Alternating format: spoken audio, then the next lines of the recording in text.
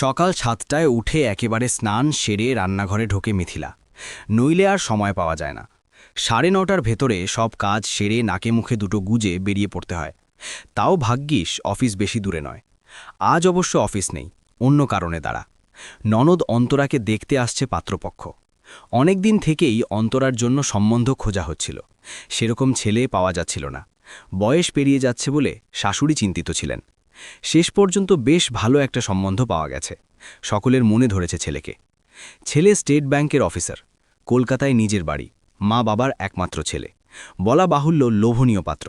এই ছেলেকে ধরে রাখতে মরিয়া শাশুড়ি। কথায় কথায় বলছেন এমন পাত্রপক্ষ হাজারে একটা মেলে। সেটুকুও মেনে নেওয়া গেল, কিন্তু অন্তরার প্রাণপণ চেষ্টাটা চোখে লাগছে বড্ড। আজকের দিনটাকে নিয়ে ওর টেনশনে শেষ নেই। গত কদিনে বেশ কবার পার্লারে গেছে, নিজেকে সাজিয়ে গুছিয়ে ঝকঝকে করে তুলছে, যাতে পাত্রপক্ষ কিছুতেই ওকে রিজেক্ট করতে না পারে।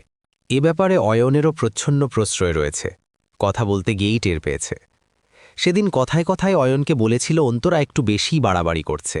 পণ্য হিসেবে নিজেকে গ্রহণযোগ্য করে তুলতে ওর আগ্রহের শেষ নেই। এই আগ্রহ লেখাপড়ার দিকে যদি দেখাতো লাভ হতো বেশি। শুনে অয়ন ভুরু কুচকে বলেছিল, খারাপ কি করছে? পাত্রপক্ষ ওকে পছন্দ করলে তো ভালোই, লাইফ সেটেলড, সেই চেষ্টাই তো করছে। সে বুঝলাম, তাও এতটা আধেকলাপনা তো চোখে লাগছে। তোমার হিংসে হচ্ছে নাকি? অয়ন তেরছা চোখে তাকিয়েছিল। চুপ করে গেছিল মিথিলা। হিংসে হতেই পারত, তার কারণটাও তো অয়নই। হবুপাত্র সূচা করে আর অয়ন এখনও লজ্জরে প্রাইভেট একটা চাকরি নিয়ে ধুঁকছে। বলতে পারলে অনেক কিছুই বলতে পারত মিথিলা, তবুও চুপ করে রইল। জানে অয়নকে বোঝাতে পারবে না, হিংসে নয়। পাত্রপক্ষের সামনে নিজেকে সাজিয়ে গুছিয়ে বসার এই নিয়মটাই বড় ছোট লাগে। ভাগ্যিস ওকে এই পদ্ধতির মধ্যে দিয়ে যেতে হয়নি। অয়নের সঙ্গে ওর প্রেমের বিয়ে। সকাল থেকে আজ বাড়িতে সাজো সাজো রব। অয়ন ভোর ভোর বাজারে গিয়ে একগাদা বাজার করে এনেছে। রান্নাঘরে সেই থেকে ব্যস্ত মিথিলা, শাশুড়িও রয়েছেন। অন্তরা সেজেগুজে বসে রয়েছে নিজের ঘরে, এই শীতেও ঘামছে টেনশনে। বেলা 12টার মধ্যে পাত্রপক্ষ চলে এসেছে। সকলে ভিড় জমিয়েছে বসার ঘরে। মিথিলা রান্নাঘরেই ছিল। মালতীকে চা বসাতে বলে ঘরে গিয়ে নিজেকে একটু গুছিয়ে নিল। তারপর ননদের ঘরে ঢুকল। বৌদিকে দেখে বড় বড় কাজল টানা বিহবল চোখ দুটো তুলে তাকালো অন্তরা, দৃষ্টিতে চাপা উৎকণ্ঠা। আমাকে কেমন লাগছে বৌদি? ওরা পছন্দ করবে তো? খুব মিষ্টি লাগছে তোমায়। ওরা তোমায় পছন্দ করবেই। যদি নাও করে তাতে কি? বিয়ে ছাড়াও অনেক কিছু করার রয়েছে জীবনে। অন্তরা কথা বলে না, চুপ করে থাকে। বোঝা যায় না বৌদির কথা ওর পছন্দ হয়েছে কি না। দুপুরে খেয়ে দিয়ে 4:30 নাগাদ চলে গেল ওরা। বলে গেল ফোন করে জানাবে নিজেদের মতামত। বাড়িতে সেই থেকে চাপা টেনশনের আবহাওয়া। পরীক্ষায় অন্তরা পাশ করল কি না না জানা পর্যন্ত কারও শান্তি নেই। অয়ন্ত সেই থেকে নোক কামড়ে চলেছে। মিথিলা একবার বলতে গেছিল, এত টেনশন করছো কেন? ওরা পছন্দ না করলেও আরও ছেলে তো রয়েছে। চুপ কর, তোমার নিজের বোন হলে বুঝতে। অয়ন ধমক দিয়ে চুপ করিয়ে দিয়েছিল ওকে। চুপ করে গেলেও ভেতরে ভেতরে ফুঁসছিল মিথিলা। এই যে কথায় কথায় অয়ন মনে করিয়ে দেয় ও পরের বাড়ির মেয়ে, সেটা তো আর মেনে নেওয়া যাচ্ছে না। কথায় কথায় বুঝিয়ে দিতে চায় এই বাড়ির লোকেদের ভালো মন্দে মিথিলার কিছু যায় আসে না। এর চেয়ে বড় মিথ্যে তো আর নেই। বরের দিকে তাকিয়ে তিক্ত গলায় বলল, নিজের বোন হলে বুঝতাম মানে? কি বলতে চাইছো তুমি? ঠিকই তো বলেছি। অয়ন নির্বিকার।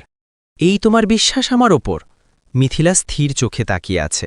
একটু থমকালো অয়ন, তারপর বলল, কেন টেনশন করছি সেটাও বুঝতে পারছ না। আমি চাইছি এখানে অন্তরার বিয়েটা হয়ে যাক, পরে এরকম ছেলে নাও পেতে পারি। মিথিলা কিছু একটা বলতে গেছে, তখনই ফোন বেজে উঠেছে। নাম্বারটা দেখে অয়ন তাকিয়েছে বউয়ের দিকে। ওদের ফোন। ধরো। উঠে ব্যালকনিতে গিয়ে ফোনটা ধরেছে অয়ন। পেছন পেছন মিথিলাও গেছে। একটু পরে ফোন কেটে দিয়ে অয়ন বলল, ওরা অন্তরাকে পছন্দ করেছে। সে তো বুঝতেই পেরেছি, কিন্তু তারপর কি কথা হলো বল? তোমার চেহারায় তো কোনো স্বস্তি দেখতে পাচ্ছি না। বলল সৃঞ্জয়ের খুব গাড়ির শখ, বিয়েতে গাড়ি চাইছে। অয়ন আমতামতা করে বলল, সর্বনাশ, চাইছে কি গো? সৃঞ্জয় না ব্যাংকের অফিসার, গাড়ির শখ তো নিজে কিনতে পারবে না। সে আমি কি বলবো? অয়নের কপালে চিন্তার ভাঁজ। বিয়েটা বাতিল করো। অ্যাঁ? অয়ন চমকে গেছে। হ্যাঁ, যারা এভাবে হাত পাতে তারা মোটেও সুবিধার মানুষ হয় না। অয়ন কিছু বলল না, চিন্তিত মুখে চুপ করে রইল। এর মানে সে নিশ্চিত হতে পারছে না, বউয়ের কথার উপর পুরোপুরি ভরসা নেই। অদিতি কিন্তু সবটা শুনে শান্ত গলায় বললেন, এরকম তো কতজনেই চায়। এত ভালো পাত্র এইটুকু চাইবে না? চাইবে কেন মা? বিয়ে কি দর কষাকষির জায়গা? মিথিলা বলতে গেল। তুমি চুপ করো, নিজের বিয়ে ফোকাটে হয়ে গেছে বলে সবারটাই তাই হবে নাকি?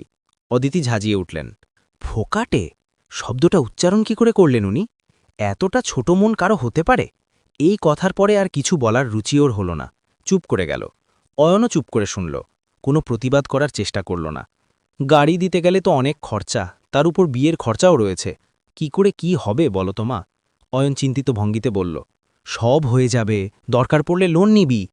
ফ্ল্যাটের জন্য যে লোন নিয়েছিলাম সেটারই ইএমআই এখনও চলছে, আবার লোন কি করে নেব? অয়নের গলায় অস্বস্তি। তাহলে এত ভালো ছেলেটা হাতছাড়া হয়ে যাবে? অদিতি আতঙ্কিত গলায় বললেন। তা কেন মা, দাঁড়াও ওদের সাথে কথা বলে দেখি। না না, কথা বলতে যাস না, বিয়ে যদি ভেঙে যায় তাহলে কি করব? তুমিও তো লোন নিতে পারো, চাকরি তো তুমিও করো। অদিতি তাকিয়েছেন মিথিলার দিকে। এরকম পরিস্থিতির জন্য তৈরি ছিল না মিথিলা। ও কি করে লোন নেবে? মাইনে তো খুব বেশি পায় না, এর ওপর মাসে মাসে ইএমআই দিতে গেলে হাতে কি থাকবে? নিজের খরচ রয়েছে, মা বাবার জন্যও তো কিছু করতে ইচ্ছে করে। তাছাড়া সামান্য সঞ্চয় যে করছিল সেটাও করতে পারবে না। মাথা নেড়ে বলল, আমি লোন নিতে পারবো না। তা পারবে কেন? ননদের বিয়ে, তোমার কিসের মাথা ব্যথা? এসব কি বলছো? লোন নেওয়া সম্ভব নয় বলেই বলছি। সম্ভব নয়? তাহলে নিজের বাবার থেকে চেয়ে নিয়ে এসো। বিয়ের সময় তো কিছুই দেননি তোমার বাবা।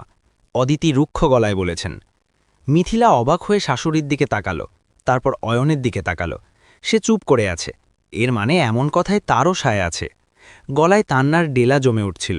কোনোমতে নিজেকে সামলে ঘরে গিয়ে ঢুকল। এখানে আর এক মুহূর্তও দাঁড়িয়ে থাকতে ইচ্ছে করছে না। একটু পরে অয়ন ঘরে ঢুকেছে। মিথিলা ওর সামনে দাঁড়িয়ে বলল, তুমিও তাহলে বলছো বাবার থেকে টাকা নিয়ে আসব? আমি কেন বলবো? মায়ের কথা মা বলেছে। অয়নের কপালে বিরক্তির ভাঁজ। তুমি তো প্রতিবাদও করলে না। নাটক করো না তো, আমি মরছি নিজের জ্বালায়। বিরক্ত মুখে ব্যালকনিতে গিয়ে দাঁড়ালো অয়ন। মিথিলা চুপ করে গেল। মনে মনে প্রতিজ্ঞা করল অন্তরার বিয়ে নিয়ে একটাও কথা বলবে না আর। অয়নও এই ব্যাপারে আর ঘাটাচ্ছিল না ওকে। কোথা থেকে টাকার জোগাড় করছিল কে জানে। গাড়ির ব্যবস্থা হয়ে গেল। সব ব্যবস্থা করে গাড়ির রং পছন্দ করার জন্য ছেলের বাড়িতে ফোন করল অয়ন। গোলমালটা তখনই বাঁধল। 4 সিটার গাড়ি শুনেই বেঁকে বসল ওরা। বলল 6 সিটার গাড়ি চাই। আজ পরিবারে 4 জন মানুষ, দুদিন পরে পরিবার বাড়বে, তখনই গাড়িতে চলবে না। অয়নের শুকনো মুখের দিকে তাকিয়ে মিথিলা নিজের প্রতিজ্ঞা ভুলে গিয়ে বলল, যারা এভাবে হাত পাতে তারা নির্লজ্জই হয়। এটা কিন্তু শুরু, শেষ নয়। এখনও সময় আছে, ভেবে দেখো। অদিতি কাছেই ছিলেন, ফুঁসে উঠে বললেন, তুমি চুপ কর, তোমার থেকে কেউ পরামর্শ চাইনি। বড় গাড়ি দেওয়া সম্ভব নয় মা, অনেক দাম। অয়ন অসহায় মুখে তাকিয়েছে মায়ের দিকে। ছেলেটা তাহলে হাতছাড়া হয়ে যাবে। দাঁড়াও, দেখছি কি করা যায়। অয়নের নিরুপায় মুখের দিকে তাকিয়ে নিজেকে অসহায় লাগছিল মিথিলার। সে কেন কাউকে বোঝাতে পারছে না এটা বিয়ে নয়, এটা একটা ফাঁদ। আজকের যুগের মেয়ে হয়েও অন্তরাও কিছু বুঝতে পারছে না, জেনে শুনে ফাঁদে পা দিতে চাইছে। পরের দিন কিন্তু ছবিটা পাল্টে গেল। সন্ধ্যার পর অন্ধকার মুখে বাড়ি ফিরল অয়ন। মিথিলা আগেই ফিরে এসেছিল। অবাক হয়ে বলল, কি হলো? ওরা বিয়ে ভেঙে দিয়েছে। কেন? মিথিলা অবাক। অন্তরা নাকি সৃঞ্জয়ের অফিসে গিয়ে দেখা করে যা নয় তাই বলে এসেছে। লোভী, ছোটলোক, আরও কি সব বলেছে। বল কি গো? মিথিলা খুশি চেপে রাখতে পারছিল না। অয়ন অবাক হয়ে তাকাচ্ছিল। তাড়াতাড়ি বিছানা থেকে নেমে পড়ল মিথিলা। কোথায় যাচ্ছ? অয়ন প্রশ্ন করেছে। অন্তরার সঙ্গে কথা বলে আসি। বেরিয়ে গেল মিথিলা। দেরি করে হলেও অন্তরা ফাঁদ চিনতে পেরেছে এবং সঠিক সময়ে সঠিক সিদ্ধান্ত নিয়েছে। ফুরফুরে মেজাজে ননদের ঘরে ঢুকল মিথিলা। অনেক কথা জমে আছে। প্রিয় বন্ধুরা, এতক্ষণ সাথে থেকে গল্পটা শোনার জন্য অশেষ ধন্যবাদ। গল্পটা ভালো লাগলে একটা লাইক, কমেন্ট ও শেয়ার করে দেবেন। আর পরবর্তীতে আরও এরকম নিত্য নতুন গল্প শুনতে চাইলে আমার চ্যানেলটি সাবস্ক্রাইব করে সাথে থাকুন। ভালো থাকবেন সবাই। ধন্যবাদ।